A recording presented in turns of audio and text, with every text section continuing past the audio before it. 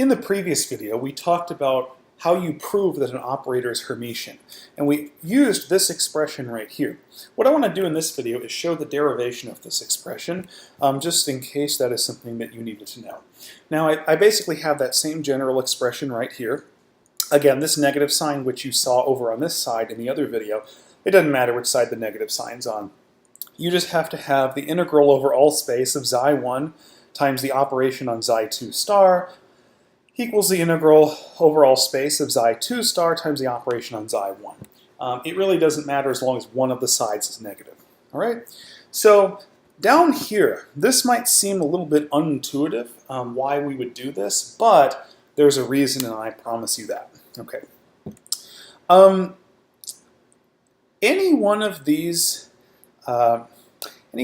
operators that's really interesting to do to prove that it's Hermitian really is any one of them that has a derivative. Okay, if you were just asked to prove that the position operator is Hermitian, that's kind of trivial. You're just throwing an x in here. I mean, that's not really anything special. That's not even that hard to prove. You just throw an x in there, and yeah, you got the same thing on both sides. So the only thing that's really interesting, which is probably what they would ask, is anything with a derivative or a partial derivative. So that's what we're going to do here. We're going to do it assuming we're going to be dealing with a derivative. Now, what I'm going to do is I'm going to use what's called the generalized product rule. This is from calculus probably 1, honestly. When you have a product of two functions, let's say f and g, this is just generally speaking. If you wanted to take the derivative of the product of two functions with respect to x, you take the first function times the derivative of the second, plus the second function times the derivative of the first.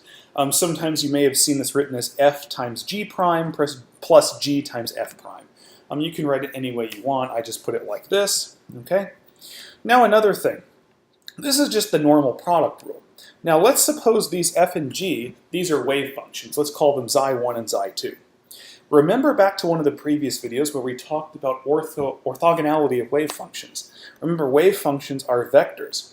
If you're multiplying two wave functions and they're perpendicular to each other or orthogonal, their product or dot product is 0. And so when we do these Hermitian operators, we are assuming that that when we have two different wave functions, xi1 and xi2, we are assuming that they're orthogonal to each other. If they're not, we can actually make them orthogonal. But if these were orthogonal to each other, then these would be 0, right? Because xi times xi star, if they're orthogonal, is just 0. What's the derivative of 0? It's just 0. So we'll see on the next slide that actually all of the left sides of these expressions go to 0. Now, when you actually take the derivative of, let's do this one down here, xi1 times xi2 with respect to x, product of two wave functions. So it's going to be the first one times the derivative of the second, plus the second one times the derivative of the first. Okay? Again, remember, it doesn't matter which one is the complex conjugate. Up here the second one is, down here the first one is. But you're just going to apply the product rule. Okay? Now, because we have two wave functions here that we're going to assume for all intents and purposes are orthogonal, this product is 0 because the wave functions are vectors and the product of two orthogonal functions or vectors is 0. Okay? So the derivative of 0 with respect to anything is 0. So on the left side we'll have 0 equals xi times the derivative of xi star with respect to x plus xi star times the derivative of xi with respect to x. Now what we can do is we can take this function over here, let's say, and let's just subtract it over to the other side so that we have one thing on each side. If we subtract this right term over to the left, we would have negative xi star times the derivative of xi with respect to x, which equals xi times the derivative of xi star with respect to x. Okay? And if you look at this right here, and you compare it to this. Now, keep in mind, we would actually have to add a dx in here on both sides, or a d tau, however you want to do it. But if you take out the integral for a second and take out the d tau or the dx, whatever, notice what we would have: xi1 times the operation on xi2, and then xi2 times the operation on xi1. Here we have, let's say this is xi2 times the operation on xi1, and then we have xi1 times the operation of xi2. That's basically the same thing we have here.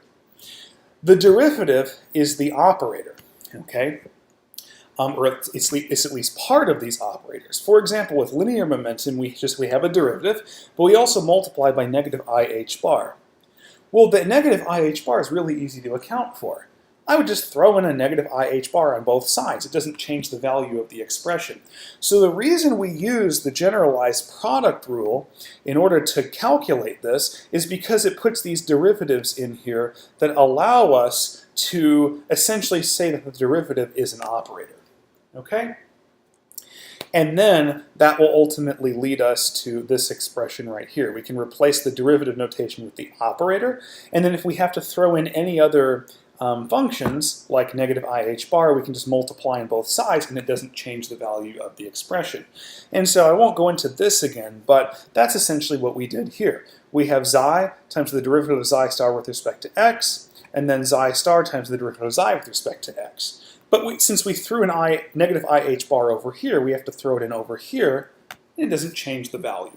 But in any case, that's the derivation of this expression, or this expression that we used in the previous video, and you can use this expression or start here to prove that any one of these operators that you see in these tables in your P-Chem textbook are in fact Hermitian. All right, so make sure to like this video and subscribe.